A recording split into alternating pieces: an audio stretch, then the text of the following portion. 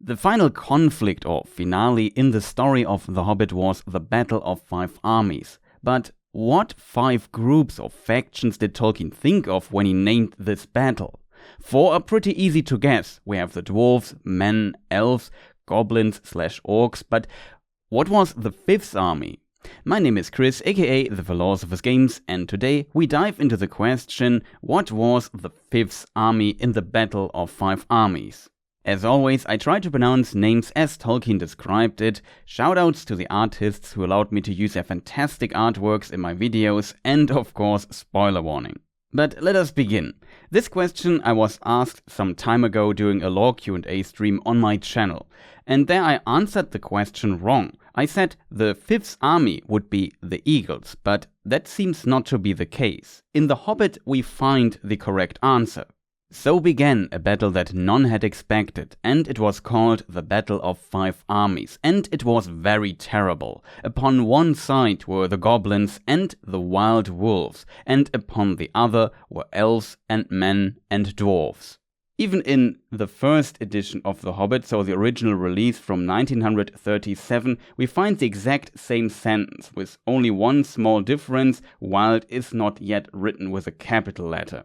For those who don't know, for the release of The Lord of the Rings, Tolkien changed The Hobbit in some parts a little bit, mainly in the chapter Riddles in the Dark, to make it fit more to the story of The Lord of the Rings. This version is then called the 2nd edition. He later even considered to rewrite all of it. I think it was in the 60s. He even wrote, I think, 3 chapters for this already, published in History of the Hobbit. I think Matt, Nerd of the Rings, made a video about this recently. One could say now, case closed, question answered, thank you for watching, see you next time. But isn't it kind of strange that the wild wolves are the 5th army and not the eagles? And there's actually a bit more to this than you might think, because Tolkien definitely had a lot of different iterations during the time he wrote The Hobbit. And that is something I would like to look into a bit today. First of all, let us look at some arguments why one could even think that the Eagles might be considered the 5th faction or 5th army.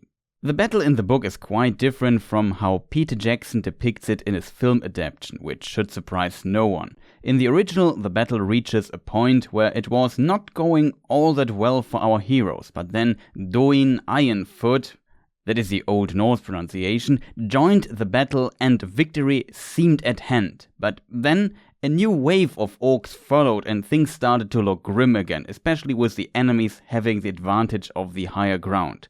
Thorin then made a powerful rallying cry towards dwarves, elves and men as a last resort, and though this led to winning back some ground, their numbers were ultimately too small to defeat the goblins, and the Free Peoples were slowly pushed back again towards their defeat. But then Bilbo saw something in the air and shouted, "The Eagles! The Eagles!" This and the arrival of Beorn made at the end the difference in this battle, because the Eagles could attack the goblins on the high ground and neutralize their advantage. Further, Beorn was just mowing through their rows and just throwing them left and right like feathers, as Tolkien wrote. So just looking at the text, one can definitely argue that the Eagles had a huge impact on this battle and maybe would qualify to be the 5th army in this battle. As a result, if you have forgotten about this particular quote from the beginning of the video, it is not surprising that many people, me included, might consider the Eagles the 5th army. Of course, there are also arguments against the Eagles. First of all, there were not that many. Do they really count as army then? And also, the statement who were the participants of this battle was made before the Eagles arrived. This would have spoiled their coming later in the battle. So, if Tolkien wanted to place this statement earlier, prior to the Eagles arriving, it made no sense naming them there.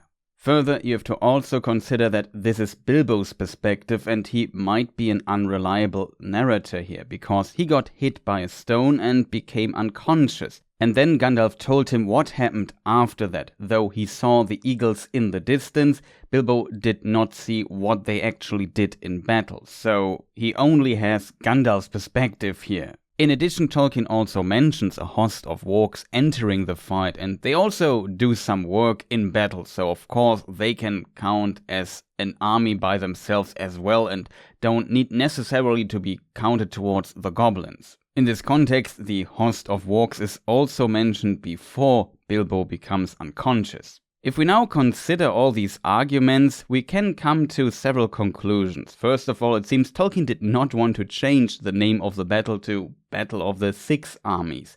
Further, it seems Tolkien wanted to drop the name of the battle before the eagles arrive and not spoil their coming. As a result, it makes sense that he puts it there and not list the eagles in this counting there. And that makes a lot of sense in my opinion. The other option would be naming the battle and its participants in some kind of debriefing after the battle, or at least after the eagles arrived. And I think that was something Tolkien did not want to do. And I think it also makes sense because, as said, it kind of makes the surprising appearance of the eagles stronger. Now, if we look into the writing process of Tolkien writing The Hobbit, it also becomes clear that he also asked himself this question quite a bit and also did a lot of changes to the battle itself. In the early manuscripts Tolkien wrote of The Hobbit, which are published by Tolkien scholar John D. Radcliffe in his book The History of the Hobbit, the battle was actually not fought at the Lonely Mountain, but close to the Misty Mountains on Bilbo's way back, where the goblins waylaid him. As a result, the dwarves were not there, and we had this battle close to the Anduin Vale. The participants were the Wood Elves, of course, who lived somewhat nearby, and also woodmen of this particular region. Further, we had Beorn and, quote, a troop of bears, and then of course also the wargs and goblins. In these early versions, Beorn is also often called Medwed or even Beorn Medwed. Medwed, I think, is a Slavic word and means in some variations bear, or honey eater to be precise. Knowing this, you can argue that there are still some leftovers in the Hobbit book of this. For example, this quote where Gandalf says, "I have been picking out bear tracks," he said at last. "There must have been a regular bears meeting outside here last night. I soon saw Beorn could not have made them all. There were far too many of them, and they were of various sizes too. I should say there were little bears, large bears, ordinary bears, and gigantic big bears, all dancing outside from dark to nearly dawn." This might also explain why there are dancing bears in Numenor. I don't know if the idea comes from here or not. See Nature of Middle-earth, of the Land and Beasts of Numenor. With all these information in mind and knowing that Tolkien then at some point moved the battle from this Anduin Vale towards the Lonely Mountain, the following quote from the History of the Hobbit makes a lot more sense. Quote, "Having ultimately decided upon a battle at the Lonely Mountain, initially Tolkien was in great uncertainty as to just who its participants would be. The name Battle of Five Armies first appears in plot notes F, along with a marginal addition that seems to represent Tolkien's attempt to decide on which of the forces present counted as an army. 1. Wood Elves, 2. Dwarves, 3. Eagles, 4. Men, 5. Bears, 6. Goblins, 7. Wolves. And with this little excursion from before, we understand why bears as plural stands here in this particular list. This, of course, completely changed in the final version that was published. There we can read, "In that last hour, Beorn himself had appeared. No one knew how or from where. He came alone and in bear's shape, and he seemed to have grown almost to giant size in his wrath." Also, we have now the eagles in this list. If Tolkien planned that they also should participate already in the original version, so at the battle at the Anduin Vale, is not clear to me, but it seems at least at this point when he moved the battle from Anduin Vale to the Lonely Mountain, there he considered the eagles to be participants of this battle. And of course it also seems that it was still on Tolkien's mind that Beorn would not attack alone, but with a troop of bears. I find it very fascinating to see the different iterations of the chapters and how they developed over time into the version we know that Tolkien then at the end published. In this regard, there's another interesting detail. For example, in the final version, Bilbo, after waking up from his unconsciousness, is found by Aman, but in an older version, he's found by an eagle, and it's actually the eagle that also carried him to the Carrock earlier in the story. It's difficult to tell why Tolkien changed this. Maybe he wanted to reduce their role a little bit further because they ultimately do not count towards these 5 armies. Further, you could also say Tolkien often uses the eagles and they are a very powerful device, as he says himself in one of his letters.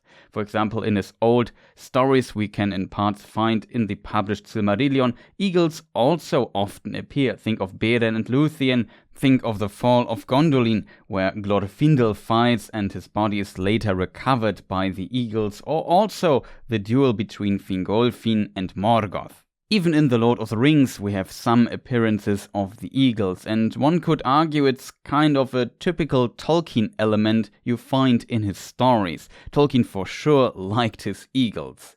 And in this context it is interesting to see how he potentially put in some thought to decide on which factions are now counted towards these 5 armies and which not.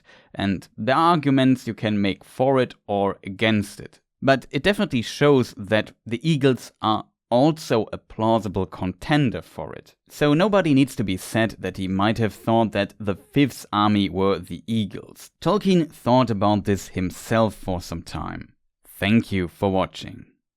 I hope you found this video interesting. If so, maybe press the like button and leave a comment and tell me what you initially thought about this question. Also, if you're still listening, maybe consider pressing the subscribe button. That would be also much appreciated. I also want to give a huge shout out, of course, to all my supporters. Sorry for this channel being a bit silent here over time, but I definitely plan to making more content again here on this channel.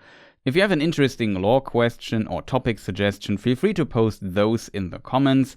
And I also still have the last 2 videos of Who is Elrond that I also want to make at some point, so that might be something I tackle next, not sure yet.